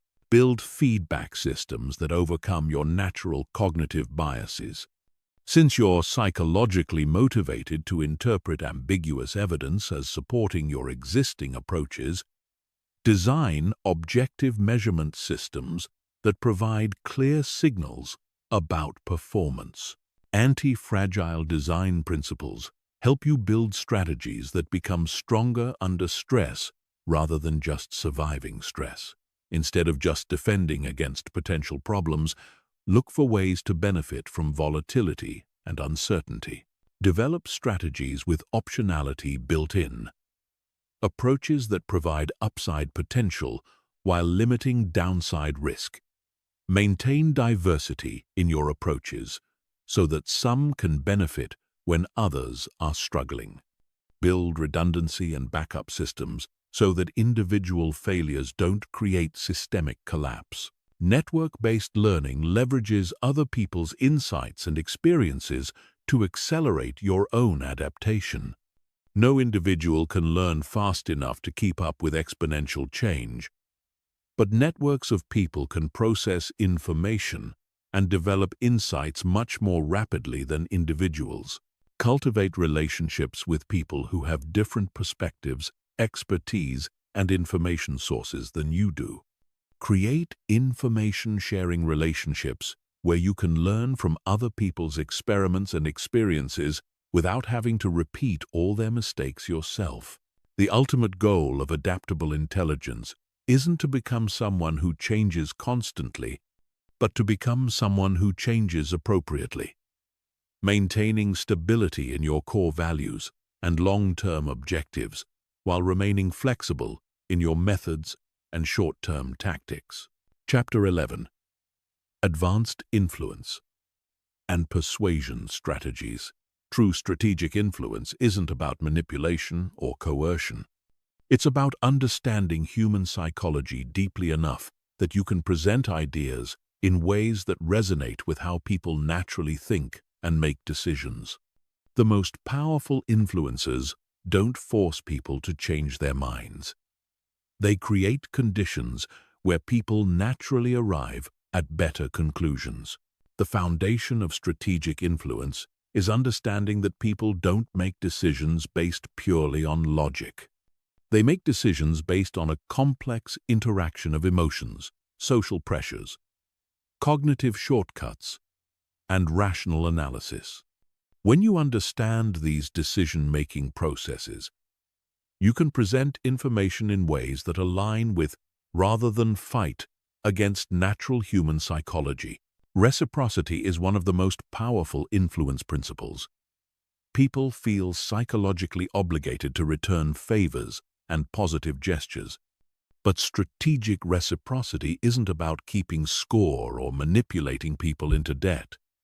It's about creating genuine value for others as a foundation for mutually beneficial relationships. The key insight is that the reciprocity principle is triggered more by the thoughtfulness of gestures than by their monetary value. A small favor that demonstrates understanding of someone's specific needs creates more psychological obligation than an expensive but generic gift. Strategic reciprocity involves identifying what others truly value and finding ways to provide that value before asking for anything in return. This might be information, connections, recognition, or simply thoughtful attention to their concerns and interests. Social proof leverages people's tendency to look to others for guidance about appropriate behavior. When people are uncertain about what to do, they observe what others are doing and follow similar patterns. This tendency is strongest when the other people are similar to them or when the situation is ambiguous. Strategic use of social proof involves highlighting examples of people that your audience identifies with who have already adopted the behavior or belief you're promoting. Instead of just presenting logical arguments, you show that reasonable people like them have already reached similar conclusions. The power of social proof is amplified when you can demonstrate that the trend is growing. People want to be part of emerging movements rather than declining ones. Showing momentum and increasing adoption creates psychological pressure to join rather than be left behind. Commitment and consistency leverage people's desire to appear consistent with their previous statements and behaviors. Once people take a public position or make a commitment, they feel psychological pressure to behave in ways that align with that commitment. Strategic commitment building involves getting people to articulate their own reasons for adopting your position rather than just presenting your reasons to them. When people generate their own arguments, they become psychologically invested in those arguments in ways that external persuasion can't achieve. Small initial commitments often lead to larger commitments later. People who agree to small requests become more likely to agree to larger related requests because they develop a self-image as someone who supports that type of activity. Framing effects demonstrate that how information is presented often matters more than what information is presented. The same facts can lead to completely different decisions depending on how they're framed and what comparisons are highlighted. Strategic framing involves presenting information in contexts that lead to the conclusions you want people to reach. This isn't about deception. It's about choosing truthful presentations that emphasize the most relevant aspects of complex situations. Loss framing tends to be more motivating than gain framing for risk-averse decisions. People are more motivated to avoid losing something they already have than to gain something new. When presenting change initiatives, emphasize what people risk losing by not changing rather than just what they might gain by changing. Anchoring effects show that initial reference points heavily influence subsequent judgments. The first number people hear in a negotiation, the first option they consider, or the first interpretation they encounter, all serve as anchors that bias later thinking. Strategic anchoring involves carefully controlling what reference points you establish early in conversations. In negotiations, this might mean making the first offer to set a favorable anchor. In presentations, this might mean establishing ambitious goals early to make more modest requests seem reasonable by comparison. Authority and expertise influence work because people defer to perceived experts, especially in areas where they lack confidence in their own judgment. But authority isn't just about credentials. It's about demonstrating competence and trustworthiness. In specific contexts, building strategic authority requires establishing credibility through demonstrated expertise rather than just claimed expertise. This means sharing insights that others find valuable, making accurate predictions, and acknowledging the limits of your knowledge in areas outside your expertise. The most persuasive authority combines competence with humility. People trust experts who are confident about what they know, but honest about what they don't know. This honesty actually increases rather than decreases persuasive power, because it signals trustworthiness. Scarcity and urgency can motivate action, but they must be genuine to be effective long-term. False scarcity or artificial urgency often backfire when people discover the manipulation. Real scarcity, however, can help people overcome procrastination and analysis paralysis. Strategic scarcity focuses on unique value propositions that genuinely can't be obtained elsewhere, rather than artificial time limits. Instead of creating false urgency, help people understand the opportunity costs of delay and the genuine risks of inaction. Chapter 12. Systems Thinking and Leverage Points. Most people approach problems by focusing on events and symptoms while ignoring the underlying systems that generate those problems.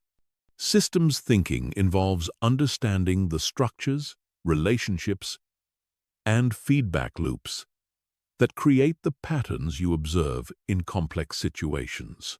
The fundamental insight of systems thinking is that behavior is generated by structure. When you see recurring problems or persistent patterns, the root cause usually lies in the system's design rather than in the individual actors within the system. Changing individual behavior without changing systems typically leads to temporary improvements that revert to previous patterns. Systems are characterized by several key properties. They consist of elements that are connected through relationships and organized around a purpose. The relationships between elements are often more important than the elements themselves. Systems exhibit emergent properties that arise from interactions rather than from individual components. Understanding feedback loops is central to systems thinking. Reinforcing feedback loops amplify changes, creating exponential growth or decline. When success leads to more resources, which leads to more success, that's a reinforcing loop. When problems create stress, which leads to poor decisions, which creates more problems, that's also reinforcing feedback, but in a destructive direction. Balancing feedback loops creates stability by counteracting changes. When market prices rise, demand decreases, which causes prices to fall back down. When you feel cold, you shiver to generate heat, which warms you up and reduces shivering. These balancing loops prevent systems from growing indefinitely or collapsing completely. Most complex systems contain multiple feedback loops operating simultaneously. Understanding which loops are dominant in different conditions helps you predict how systems will behave and identify where interventions might be most effective. Leverage points are places within systems where small changes can produce significant impacts. Systems theorist Donella Meadows identified a hierarchy of leverage points, from least effective to most effective ways to intervene in systems. The lowest leverage interventions involve changing numbers within systems. Adjusting budgets, targets, or performance metrics can influence behavior, but they don't change the underlying structure that generates behavior patterns. These interventions often fail because the system's structure eventually overwhelms attempts to change through numerical adjustments alone. Higher leverage comes from changing the elements within systems. Replacing key personnel, introducing new technology, or modifying organizational components can shift system behavior. These interventions are more effective than just changing numbers, but they still work within existing structural constraints. Even higher leverage comes from changing the connections within systems. Modifying information flows, decision-making authorities, or reporting relationships can dramatically alter how systems behave. Often, small changes in who talks to whom or who has access to what information can transform entire organizational dynamics. Changing the rules that govern systems provides very high leverage.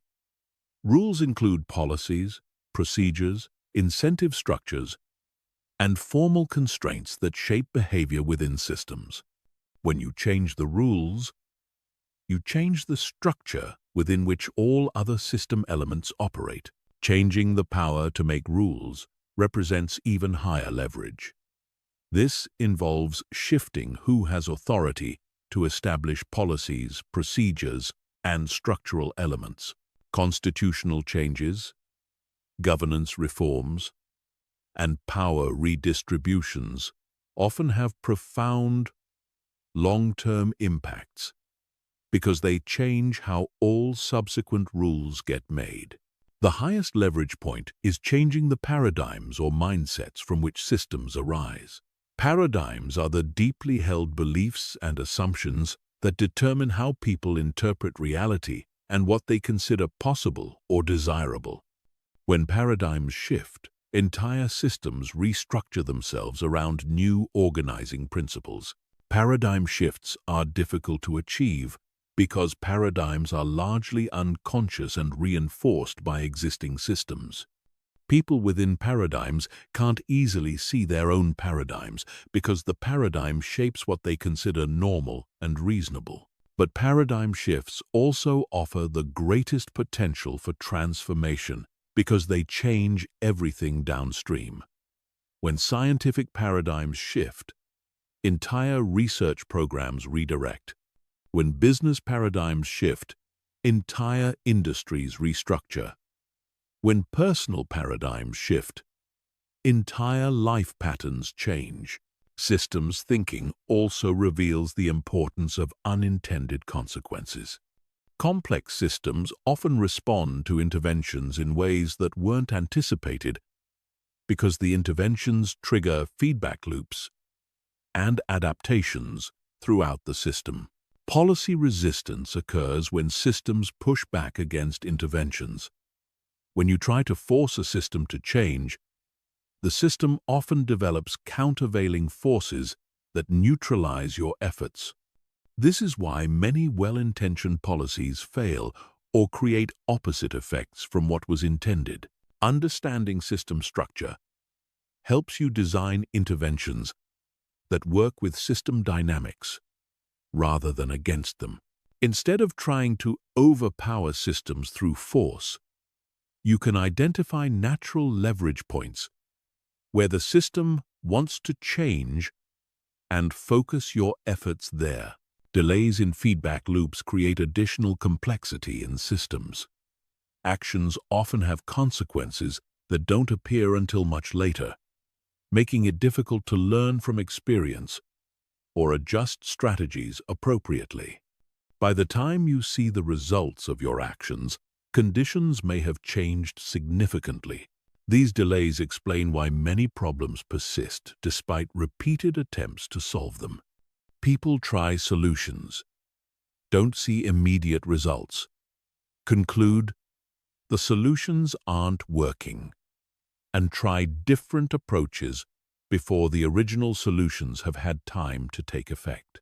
Systems archetype patterns represent common structural problems that appear across many different contexts. Learning to recognize these patterns helps you diagnose system problems more quickly and apply proven intervention strategies. The fixes that fail archetype occurs when quick fixes temporarily improve symptoms but ultimately make underlying problems worse. The shifting the burden archetype occurs when people address symptoms rather than root causes, which weakens their capacity to solve fundamental problems. Understanding these archetypal patterns helps you avoid common system traps and design more effective long-term solutions. Chapter 13. Strategic Communication and Negotiation. Strategic communication isn't just about presenting information clearly. It's about understanding how different audiences process information, what motivates them to act, and how to structure interactions to achieve mutually beneficial outcomes, even when interests initially appear to conflict. The foundation of strategic communication is audience analysis. Before crafting any message, you need to understand who you're communicating with, what they care about, how they make decisions, and what constraints they're operating under. The same information presented to different audiences requires completely different approaches. Effective audience analysis goes beyond demographics to understand psychographics, decision-making processes, and situational contexts. What are their current beliefs and assumptions? What sources of information do they trust? What would motivate them to change their current approach? What barriers might prevent them from acting, even if they're convinced? Understanding decision-making authority is crucial. Often, the person you're communicating with isn't the ultimate decision-maker, but they influence that decision-maker. Understanding this chain of influence helps you tailor your message to be effectively transmitted through multiple levels. Message structure significantly impacts comprehension and persuasion. The primacy effect means that information presented first has disproportionate influence on overall impressions. The recency effect means that information presented last is most easily remembered. Understanding these effects helps you structure communications for maximum impact. For complex messages, use the pyramid principle. Start with conclusions, then provide supporting arguments, then offer detailed evidence. This structure helps busy audiences understand your main points even if they don't have time to process all the details. For persuasive messages, consider the problem agitation solution structure. First, establish that a problem exists. Then help the audience feel the costs of not solving it. Then present your solution as the most effective way to address the problem. Strategic storytelling leverages the human brain's natural tendency to think in narrative terms. Stories are more memorable than abstract arguments and create emotional engagement that pure logic can't achieve. But strategic stories aren't just entertainment. They're vehicles for conveying complex ideas in compelling ways. Effective strategic stories follow the hero's journey structure. A protagonist faces a challenge, struggles with obstacles, and ultimately succeeds through specific actions or insights. Your audience should be able to see themselves as the hero of the story, with your recommendations providing the insights they need to overcome their challenges. Use concrete details and specific examples rather than abstract generalizations. The human brain processes concrete information more easily than abstract concepts. When you're explaining complex strategies, ground them in specific scenarios that your audience can visualize. Negotiation represents communication under conditions of apparent conflict, where the goal is finding solutions that serve everyone's essential interests. The key insight is that most negotiations aren't truly zero-sum games where one person's gain requires another person's loss. Principled negotiation focuses on interests rather than positions. Positions are what people say they want. Interests are why they want it. Often, different positions can serve the same underlying interests, and understanding those interests reveals creative solutions that weren't apparent when focusing only on stated positions. Preparation is crucial for strategic negotiation. Before any important negotiation, research the other party's likely interests, constraints, and alternatives. Understand your own best alternative to a negotiated agreement, because this determines your bargaining power. Develop multiple options that could serve both parties' interests rather than just advocating for your preferred outcome. The more options you can generate, the more likely you are to find solutions that work for everyone. Separate people from problems by addressing relationship issues explicitly rather than letting them complicate substantive discussions. When people feel attacked or disrespected, they become focused on defending themselves rather than solving problems collaboratively. Use objective criteria to evaluate different options rather than relying purely on subjective preferences. When both parties can agree on fair standards for evaluation, negotiations become problem-solving exercises rather than contests of will. Active listening is perhaps the most important negotiation skill. Most people listen just enough to formulate their rebuttal, rather than truly understanding the other person's perspective. Strategic listeners ask questions to understand underlying concerns and repeat back what they've heard to confirm understanding. This approach often reveals that apparent conflicts are based on misunderstandings or that different parties are actually concerned about different aspects of the same situation and can find solutions that address everyone's primary concerns. Difficult conversations require special communication strategies because emotions run high and people's natural tendency is to avoid or mishandle them. The key is structuring these conversations to address both substantive issues and relationship dynamics simultaneously. Start difficult conversations by establishing shared purpose and mutual respect. Before diving into areas of disagreement, remind everyone involved what you're trying to accomplish together and affirm your respect for each other, even when you disagree about specific issues. Use I statements to express your perspective without attacking the other person's character or motives. Instead of saying, "You always interrupt me," say, "I feel frustrated when I'm interrupted because I lose my train of thought."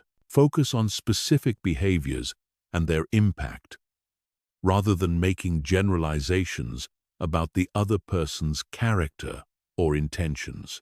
This makes it easier for people to hear feedback and make changes without feeling personally attacked. Multi-stakeholder communication involves coordinating messages across multiple audiences who may have different interests and concerns. The challenge is maintaining consistency while adapting your approach to each audience's specific needs and perspectives. Develop a core message architecture that remains consistent across audiences while allowing for tactical adaptations in emphasis, examples, and supporting arguments. This ensures that different stakeholders hear consistent information while receiving it in ways that resonate with their specific concerns. Chapter 14. Long-term vision and strategic planning. Strategic planning isn't about predicting the future. It's about developing robust approaches that will work across multiple possible futures while positioning yourself to adapt as conditions change.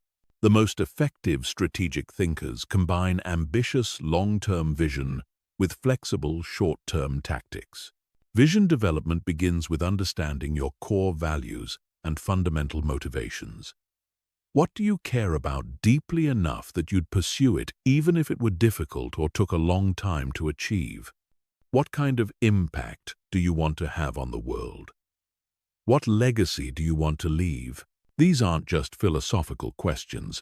They're practical foundations for strategic thinking. When you're clear about your fundamental values and long-term aspirations, you can make consistent decisions even when facing novel situations or unexpected opportunities. Effective visions are specific enough to provide direction but flexible enough to accommodate different paths for achievement. Instead of committing to particular tactics or specific timelines, focus on the outcomes you want to create and the principles that will guide your approach. Scenario planning helps bridge the gap between long-term vision and practical action by considering multiple ways the future might unfold. Instead of trying to predict one specific future, identify several plausible scenarios and develop strategies that would work across all of them. Start by identifying the key uncertainties that could significantly impact your strategic situation.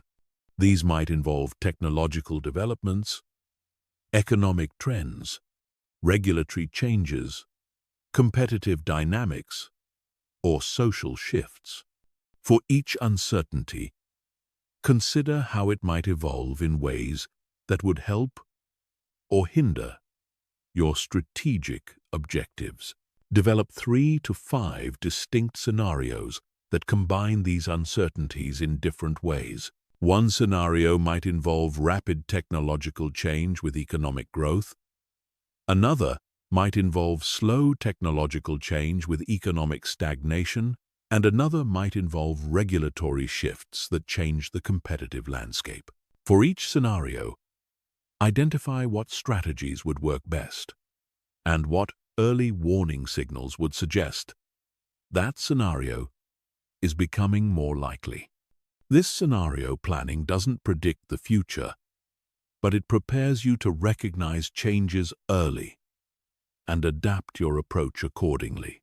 Strategic resource allocation involves making conscious choices about how to invest your time, attention, and energy to maximize long-term value creation.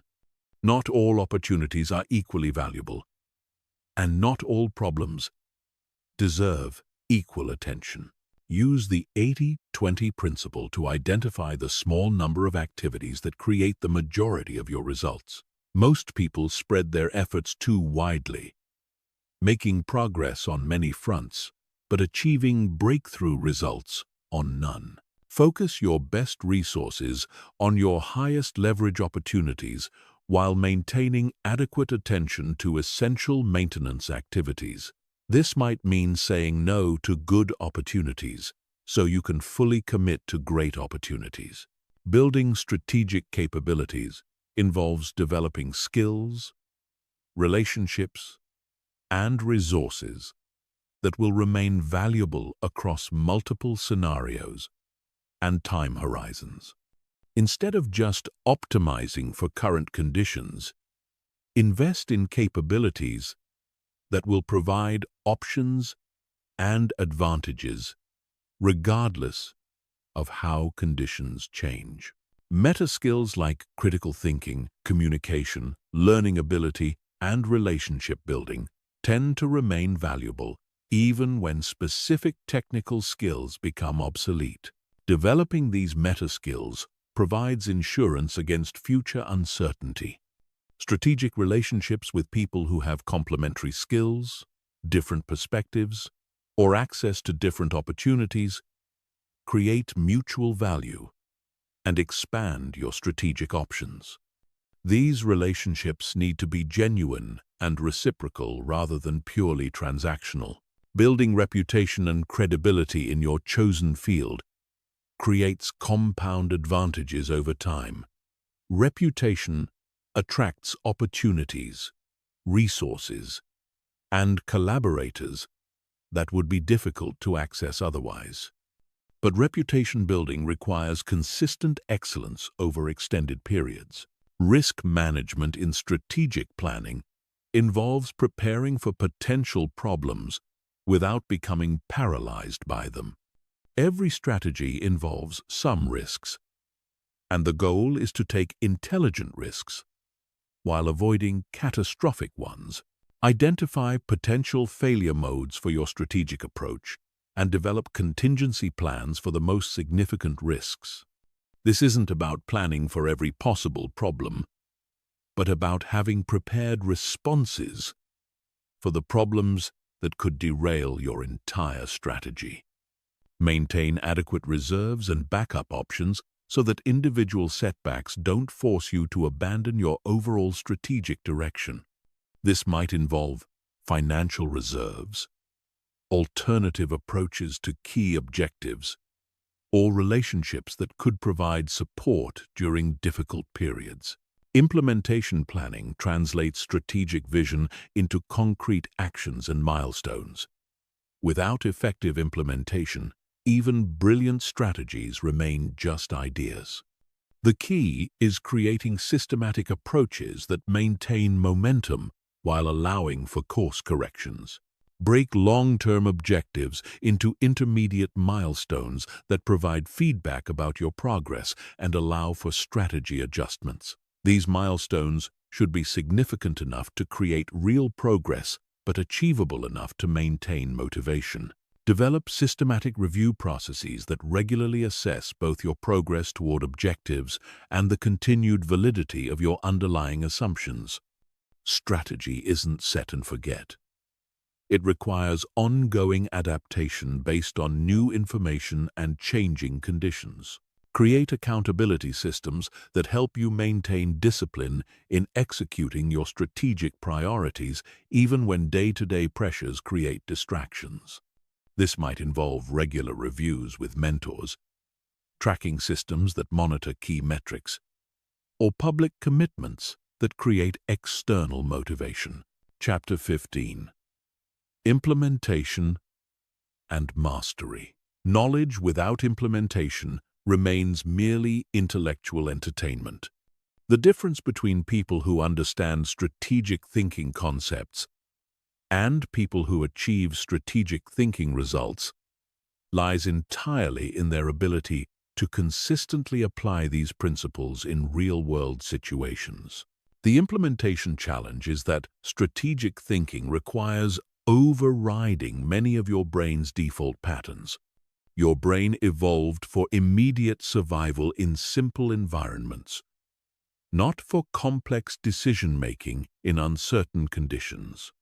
This means that applying strategic thinking principles requires conscious effort and systematic practice until new thinking patterns become habitual.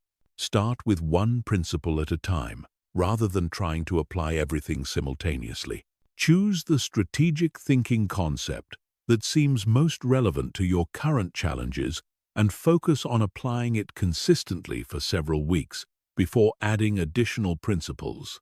Deliberate practice is the key to developing mastery in strategic thinking. This means practicing these principles in increasingly challenging situations where the stakes gradually increase. Start with low-risk decisions where you can experiment with different approaches without serious consequences.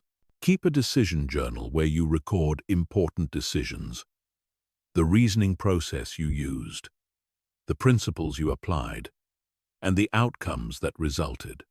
Review this journal regularly to identify patterns in your thinking and areas where you could improve your approach. Create implementation triggers that remind you to apply strategic thinking principles when they're most needed.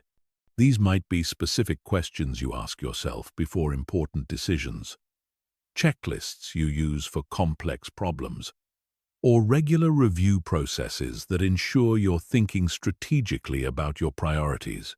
Mental rehearsal accelerates the development of strategic thinking skills. Spend time imagining how you would apply these principles to hypothetical scenarios or past situations where you could have thought more strategically. This mental practice strengthens the neural pathways associated with strategic thinking. Find opportunities to teach these concepts to others. Teaching forces you to understand principles more deeply and provides practice in applying them to different situations. It also creates accountability for your own implementation of these principles.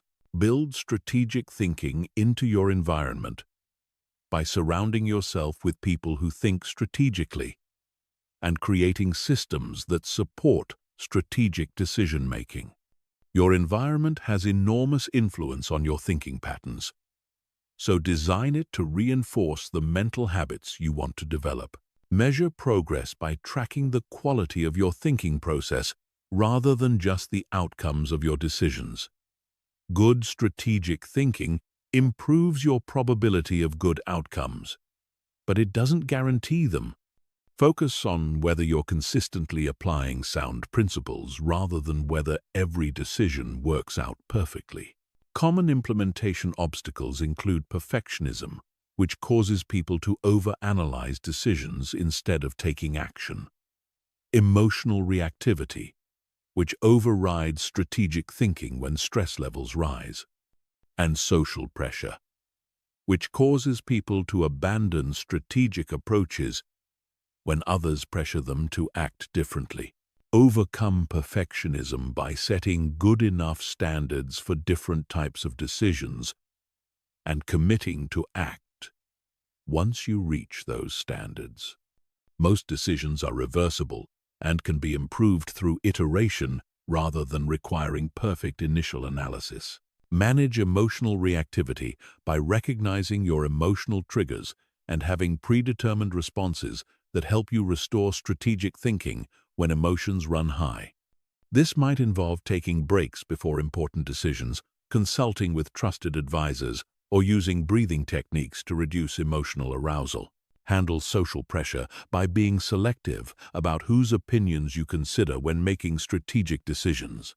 Not everyone in your life thinks strategically, and well-meaning advice from people who don't understand strategic thinking can undermine your decision-making quality.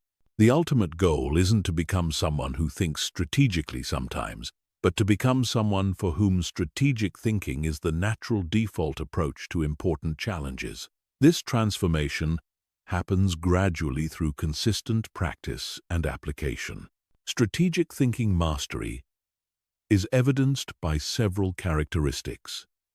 You naturally consider multiple time horizons when making decisions. You automatically look for underlying patterns and systems rather than just reacting to surface events.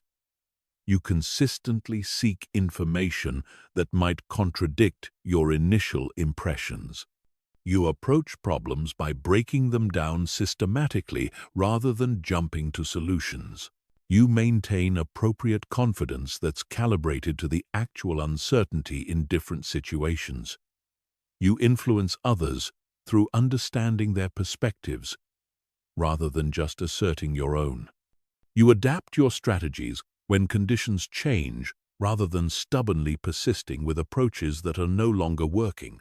Most importantly, you take responsibility for the quality of your thinking rather than blaming circumstances when things don't work out as planned.